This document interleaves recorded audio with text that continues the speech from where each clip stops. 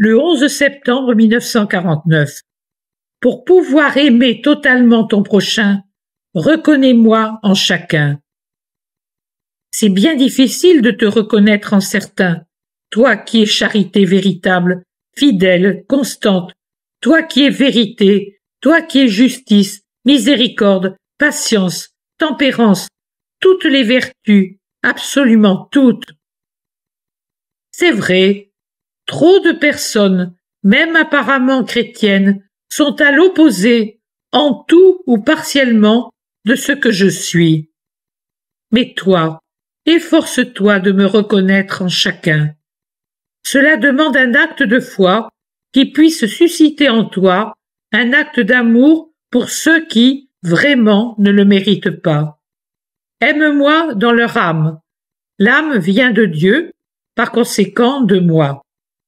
L'âme fut, un moment du moins, le temple de l'Esprit Saint et par conséquent le mien. La mauvaise volonté de la personne, le mépris du premier commandement et, par suite des autres du décalogue, le vice préféré à la vertu, le péché, ou plutôt les péchés, ont usé le signe divin chez ces esprits humains, l'ont même effacé, sali et terni toujours, si ce n'est anéanti. Mais ce signe peut réapparaître à tout moment, car seule l'impénitence finale le supprime complètement et définitivement.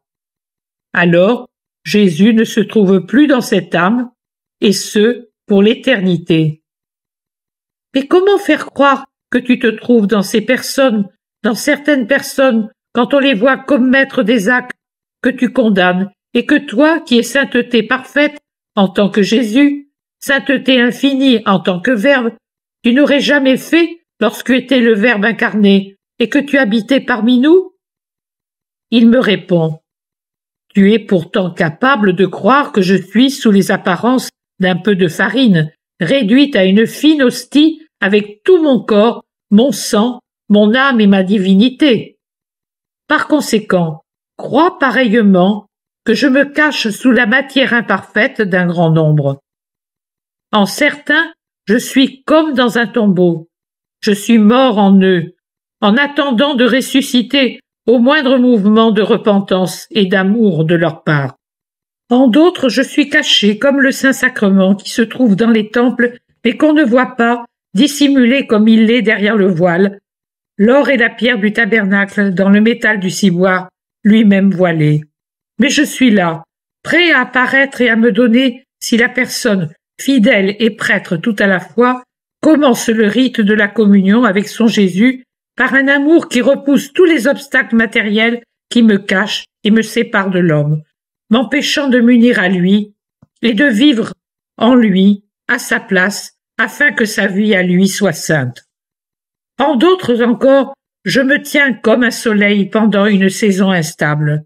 Leurs nuages, les nuages de leur inconstance, font en sorte que parfois je brille en eux, mais parfois le soleil semble avoir disparu. Ces inconstants sont généralement les personnes qui ne sont ni mystiques, ni contemplatifs, ni des adorateurs qui le seraient devenus par des années et des années de volonté fidèle et d'ascèse permanente. Or, celle-ci est toujours d'autant plus rapide qu'ils ont été oppressés par la souffrance. Toute cette souffrance qui est l'héritage de ceux qui m'aiment vraiment et m'imitent. Ce sont là les paradoxes de la vie mystique. Plus la souffrance accable, plus l'âme s'élève, vole, monte, s'unit à moi qui lui tend les bras de l'immensité rayonnante du paradis. Ceux-là, ce sont les sentimentaux de la religion, ceux qui, après une homélie, une cérémonie religieuse, une retraite, une lecture, voudraient rivaliser avec Paul dans l'évangélisation des païens, avec Jean le Vierge dans le domaine de la chasteté, avec Laurent pour ce qui est du martyre, avec Jérôme dans la pénitence. Mais une fois l'émotion passée, ils retombent dans la jouissance de la vie. Ils désirent transformer en incendie la petite flamme qui brûle en eux, mais détruisent jusqu'à cette petite flamme dans une flambée passagère, forcée. Ils veulent être des athlètes, les premiers dans toutes les manifestations religieuses. Ils veulent agir, entraîner, être un étendard, un phare, une voix. Ils font tellement pression sur les autres, ils les forcent tellement qu'ils deviennent pour les autres un écran effrayant qui donne une fausse image de moi, une lumière trompeuse qui donne sur la religion et sur moi un éclairage irréel qui épouvante les pauvres âmes, les plus nombreuses, si craintives. Une chaîne qui étrangle la religion amie, se soutient des âmes et font d'elle une némésis armée de fouets et de châtiments. Ils font pression et forcent jusqu'à l'épuisement et se retrouvent exténués, incapables de lutter contre Satan qui attend cet affaiblissement pour porter l'assaut et l'estocade finale. Il se peut même que, par réaction humaine, comparable à ce qui arrive à certaines machines qu'on a trop poussées, ils se détruisent ou se précipitent dans une forme de luxure bestiale pour avoir voulu devenir trop vite des anges sans y avoir été appelés, et surtout pour avoir voulu le devenir de leur propre chef en accumulant franges et phylactères, mais en oubliant que le chemin qui permet de monter là où l'on devient ange, c'est l'Évangile vécu. Or, ce chemin est long, et l'Évangile enseigne charité et renoncement, charité et sacrifice. Je dis bien charité, pas aumône, ni pour Dieu, ni pour le prochain. Sais-tu quand l'homme fait l'aumône à Dieu? Quand il lui offre des pratiques extérieures pendant les heures de pratique seulement, mais et du monde aux autres moments. Sais-tu, en revanche, quand l'homme agit avec charité envers Dieu, quand il réduit au strict minimum ses pratiques et prières vocales, mais agit et prie de tout son être, sans interruption, comme je l'ai fait moi-même. Et de même envers son prochain. Il l'aime vraiment lorsque, au lieu de donner son obole, il lui offre son cœur et son aide. Sais-tu encore quand l'homme va vraiment jusqu'au renoncement et au sacrifice? Pas seulement lorsqu'il renonce à la viande un jour d'abstinence, mais surtout lorsqu'il renonce aux appétits de sa propre chair. Et il se sacrifie lorsqu'il renonce à son égoïsme pour servir la charité et la justice envers Dieu et son prochain. Mais toi, reconnais-moi en toute personne, pour être en mesure d'approcher les démons hommes, les lépreux hommes, les délinquants hommes. Je t'en récompenserai en venant à toi pour me consoler de leur vie répugnante, plus repoussante qu'un tombeau rempli de nos pourritures, plus triste qu'une église abandonnée, plus effrayante qu'une tanière de voleurs. Et là où je gis, comme dans un tombeau, appelle-moi à la résurrection par ton amour séraphique.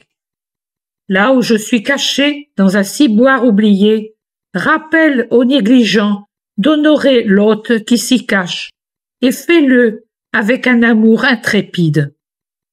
Là où, bien que divin soleil, je ne peux rayonner parce que les nuages de l'humanité sont tels qu'ils me cachent souvent, que ton amour de force disperse ces nuages ennemis. De l'amour, Maria, de l'amour, tu en as tellement, tout celui que je t'ai donné et auquel, au lieu de le dissiper, tu as joint le tien, déjà si fort, comme le sarment s'accroche au cep de la vigne. Offre-le à ton prochain. Plus tu donneras, plus tu obtiendras. Mais que ton amour soit fort, pur de toute faiblesse, et même rude à l'instar de ces cisailles qui taillent les vrilles d'un vain sentimentalisme, purificateur comme un incendie. La flamme transforme la matière en lumière. En s'élevant, la flamme élève ce qui est en bas vers le haut.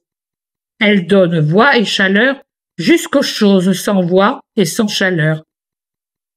Parmi les hommes, beaucoup sont vraiment plus muets que des pierres et plus glacés qu'un métal exposé au givre de la nuit. Aime-les pour qu'ils aiment. Aime-les parce qu'ils ne m'aiment pas. Fais en sorte que je trouve en toi seul l'amour qui devrait être en ceux qui n'aiment pas, ou mal et occasionnellement. Sois un abîme de feu et une mer d'amour où s'enfoncent les personnes qui me font souffrir. Que ce soit toi que je vois à leur place et eux à travers toi. Ils me deviendront alors supportables parce qu'enveloppés de ton feu, recouverts par les eaux de ton amour. Ce qu'on jette au feu y est purifié. Ce qu'on jette à la mer y est lavé et salé. Par ton amour pour ton prochain et en pensant que je suis en eux, tout est dans le Christ. Purifie-les, lave-les, sale-les, afin qu'ils ne soient plus crasseux et inutiles comme des choses sans saveur.